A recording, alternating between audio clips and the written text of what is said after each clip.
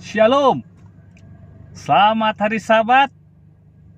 Saya ucapkan kepada Bapak Ibu, Saudara-saudari, dimanapun Anda berada pada Sabat yang indah dan sangat berbahagia ini.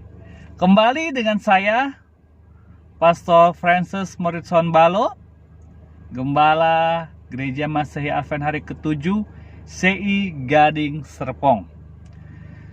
Suatu sukacita bagi saya secara pribadi dapat membawakan firman Tuhan pada Sabat pertama di bulan April ini. Masih kita beribadah di rumah, tapi semangat kita tidak beda jauh saat kita beribadah di gereja. Amin. Haleluya. Baik, saudara-saudaraku yang diberkati Tuhan, saya langsung saja ya. Judul firman Tuhan pada Sabat ini adalah selamat menderita. Wah, pasti bingung. Pendeta, orang menderita diucapin selamat. Oke, sebagai ayat inti 1 Yakobus 1 ayat 2. Ini ayat hafalan. Pasti kita semua sudah tahu. Oke, kita buka Yakobus 1 ayat 2. Sudah dapat? Kalau sudah, mari kita baca bersama-sama. Anggaplah sebagai suatu kebahagiaan apabila kamu jatuh ke dalam berbagai-bagai pencobaan. Amin. Baik, saudara-saudara yang diberkati Tuhan, Yakobus pasal 1 ayat 2. Kalau saudara ingin lengkapnya lagi, silakan baca ayat 1 sampai 12 ya. Sehabis khotbah ini bisa saudara baca. Tapi di sini saya ingin kita berkenalan dulu dengan Yakobus ya. Siapa Yakobus ini? Sampai-sampai dia bisa menulis suatu kebahagiaan kalau kamu jatuh dalam apa? Pencobaan. Waduh, luar biasa Yakobus ini ya. Baik, siapa Yakobus ini? Ia bukanlah Yakobus saudara Yohanes anak Zebedius ya. Karena Yakobus yang ini mati dibunuh oleh Herodes. Dan dia juga bukan murid Yesus ya. Kemudian ia adalah saudara tiri ya Tuhan Yesus ya, anak Yusuf dan Maria. Nah, Yakobus ini baru bertobat saat Yesus apa? Bangkit dari mati ya. Dia bangkit dari antara orang mati, disitulah Yakobus bertobat. Yakobus adalah sama dengan Yakobus dalam Galatia 2 ayat 9 dan Kisah 15 ayat ke-13. Nah, berdasarkan tradisi, cerita turun-temurun ya secara lisan mengatakan bahwa Yakobus ini adalah orang yang jujur, saleh, tidak minum anggur, dan tidak makan daging. Berarti vegetarian Yakobus ini ya, luar biasa. Yang keenam ya, dari ciri-ciri siapa Yakobus ini ya, lututnya menjadi tebal. Karena apa? Ia berlutut dan berdoa. Coba Bapak Ibu cek dulu lututnya. Apakah lutut kita ini apa? Lutut sering kita pakai untuk berdoa atau masih mulus kita punya lutut ya? Saya percaya Yakobus punya lutut itu, waduh, kayaknya sudah banyak luka. Karena sering dia pakai untuk berdoa. Saya masih mulus saudara ya. Berarti saya harus lebih giat lagi seperti Yakobus untuk berlutut berdoa. Baik, Bapak Ibu yang diberkati Tuhan, Yakobus akhirnya dibunuh, mati syahid, dilempar dari atap bait suci, lalu kepalanya dipukul ya dengan pentungan karena ia tidak mau membujuk orang-orang Kristen untuk meninggalkan doktrin tentang Kristus. Yes, itu ya. Perkenalan kita kepada seorang bernama Yakobus ya, yang kita sudah kenal, berarti kita akan melanjutkan pembahasan kita. Bukan itu saja, surat yang ditujukan kepada 12 suku di perantauan, kalau kita baca ayat 1 Yakobus 1 ya, itu menunjuk kepada orang Yahudi. Sedangkan istilah di perantauan menunjuk bahwa mereka hidup di luar Palestina.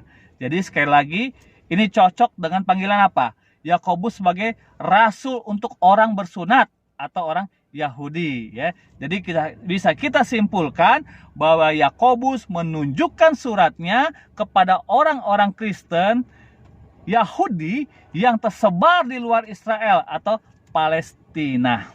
Baik, itulah pendahuluan. Dan sekarang mari kita masuk ke dalam isi firman Tuhan. Saudaraku yang kekasih dalam Yesus Kristus, api dapat menjadi musuh terbesar dari hutan, tetapi dapat juga bermanfaat ya. Seringkali kita melihat ya kebakaran hutan di Riau, di Sumatera, di mana saja.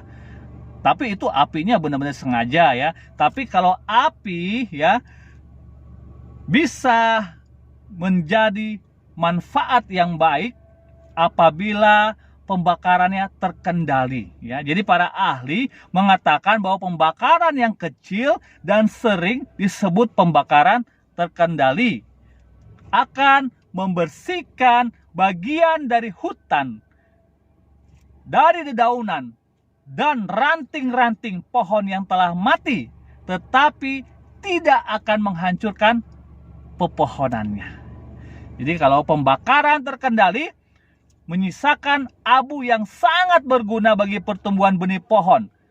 Api dalam intensitas kecil ternyata sangat penting bagi pepohonan agar bertumbuh dengan sehat.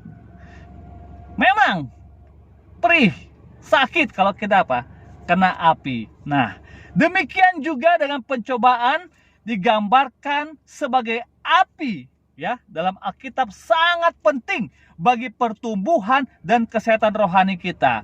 Bapak Ibu bisa baca di dalam 1 Petrus 1 ayat 7 dan juga pasal 4 ayat 12. Yakobus menulis, saudara-saudaraku, apabila engkau jatuh suatu kebahagiaan jatuh ke dalam berbagai pencobaan. Sebab kamu tahu bahwa ujian terhadap imanmu itu menghasilkan ketekunan. Dan biarkanlah ketekunan itu memperoleh buah yang matang supaya kamu menjadi sempurna dan utuh dan tak kekurangan suatu apapun. Itu kalau saudara bisa baca lanjut ke ayat 4 ya. Baik, saudaraku yang dikasih dalam Tuhan, ada seorang kakek, dia mendapatkan suatu ucapan ya dari cucunya yang bernama Trevor ya. Jadi kalau kita suka mengirim kartu ucapan ya, anniversary pernikahan seperti itu, di belakang kartu itu ada beberapa garis lekuk-lekuk ya, digambar oleh cucu dari seorang kakek ini bernama Trevor, berusia 3 tahun. Nah, di sampingnya tertulis catatan putri dari opa ini menjelaskan bahwa Trevor menceritakan kepadanya apa yang telah ia tulis. Dan tahukah saudara, tulisan dari cucunya ini, saya mengucapkan selamat atas cinta kalian dan selamat menderita. Happy adversity, bukan anniversary. Ya. Nah, kesalahan dari Trevor menjadi semboyan bagi keluarga opa ini karena selamat menderita mengandung prinsip Alkitabiah untuk menghadapi kesulitan dengan kesukacitaan. Makanya Yakobus menulis, anggaplah sebagai suatu kebahagiaan apabila kamu jatuh ke dalam berbagai-bagai pencobaan. Sampai ayat 3, sebab kamu tahu bahwa ujian terhadap imanmu menghasilkan ketekunan. Saudaraku yang kekasih dalam Tuhan, dari sudut pandang kita, kemalangan bukanlah kebahagiaan. Saya pasti berpikir, ya, hidup orang Kristiani seharusnya bebas dari masalah. Dan kita takkan melihat banyak makna dalam penderitaan. Namun, Allah kita memandangnya berbeda. Ya. Seorang penulis Kristen, J.B. Phillips, dia menerjemahkan Yakobus 1 ini, ayat 2-3, kira-kira begini terjemahannya. Ketika segala jenis ujian dan cobaan menyesakkan hidupmu, saudaraku, jangan membenci mereka sebagai pengacau, tetapi sambutlah mereka sebagai kawan. Sadarilah bahwa cobaan-cobaan itu datang untuk menguji imanmu dan menghasilkan daya tahan bagimu. Penderitaan tidak datang sebagai pencuri yang mencuri kebahagiaan, tetapi sebagai kawan yang membawa karunia agar kita tetap kuat. Melalui penderitaan, Allah menjanjikan hikmat dan kekuatannya bagi saya dan saudara. Amin. Baik, saudaraku yang berkati Tuhan, dalam masa pencobaan itulah maksud Allah sering digenapi. Karena itulah keadaan yang tepat bagi kita untuk bertumbuh dewasa secara rohani. Jadi pertumbuhan itu tidak hanya menolong kita dalam menjalani hidup, tetapi juga memampukan saya dan saudara untuk mencerminkan Yesus dengan sungguh di tengah dunia yang sangat membutuhkan Tuhan Yesus ini. Saudara-saudara yang berkati Tuhan, di tangan Bapa kita, segala pencobaan yang saudara alami dapat menggenapi maksud yang dikehendakinya demi kebaikan kita dan untuk kemuliaannya. Ya, jadi pencobaan-pencobaan itu dapat membentuk kita menjadi apa? Semakin serupa dengan anaknya. Ya, saudara bisa lihat bagaimana Yesus mati di kayu salib, ya, menderita tapi membawa keselamatan bagi saya pribadi dan kita semua. Kita lihat saat ini, kita mungkin saat ini sedang berada di dalam penderitaan, cobaan apapun itu bentuknya. Kita berada di rumah, kita tidak bisa keluar, kita tidak bisa bersosialisasi dengan keluarga, teman-teman, tidak bisa nongkrong, kita tidak bisa sekolah. Saya percaya itu akan merubah kita. Di saat penderitaan ini yang kita alami, ada maksud Tuhan untuk membentuk kita lebih kuat dan kita akan serupa dengan Yesus Kristus. Amin. Sebagai kesimpulan khotbah saya pada Sabat yang indah ini, yang pertama, jika kita diizinkan mengalami berbagai-bagai pencobaan, jangan pernah berpikir, ya, bahwa Tuhan itu jahat. Tuhan gak mengasihi saya, kok saya dibiarkan begini. Sadarilah, hal itu mendatangkan kebaikan bagi kita. Karena dalam segala perkara Tuhan pasti bekerja. Silakan Anda baca Roma 8 ayat 8. Jangan beranggapan Tuhan saya lelah, saya capek. Kok Tuhan biarkan saya? Kok semakin banyak beban, gak ada orang yang bantu saya. Saya bekerja ini semua saya kerjakan. Belum lagi dari luar pekerjaan harus saya handle. Saya percaya ada tujuan Tuhan untuk saudara, menguatkan saudara untuk lebih kuat lagi. Yang kedua, adalah sangat mungkin kita tetap berbahagia sekalipun situasi-situasi yang ada tidak mendukung bila kita memahami maksud dan rencana Tuhan ini. Berbahagia tanpa disertai ketakutan dan kekhawatiran. Yang ketiga, mungkinkah berbahagia di tengah pencobaan? Mungkinkah saat ini saudara bisa berbahagia di saat tidak bisa kemana-mana, penghasilan berkurang dan lain semuanya? Sangat mungkin saya katakan. Karena tidak ada perkara yang mustahil bagi orang percaya. Kesimpulan yang keempat, beban kehidupan tidak dirancang untuk menghancurkan kita, tetapi untuk mendekatkan diri kita kepada Allah. Kesimpulan yang terakhir, yang kelima, Bapa, ajarku mempercayaimu untuk kekuatan yang kubutuhkan agar bertahan dalam kesulitan, dan iman untuk menanti maksudmu baik bagiku agar digenapi. Jadi, sebagaimana judul kita, jangan tersinggung jika hari ini saya mengucapkan selamat menderita kepada Anda. Tuhan Yesus memberkati. Mari kita berdoa. Ya Bapa yang ada di sorga, pada Sabat pertama di bulan keempat ini ya Tuhan, kami masih berbakti di rumah kami masing-masing. Kami bersyukur kepadamu ya Tuhan atas penderitaan yang kami alami saat ini, di mana kami merasa bahwa Tuhan turut serta dalam memproses iman kami untuk lebih baik lagi.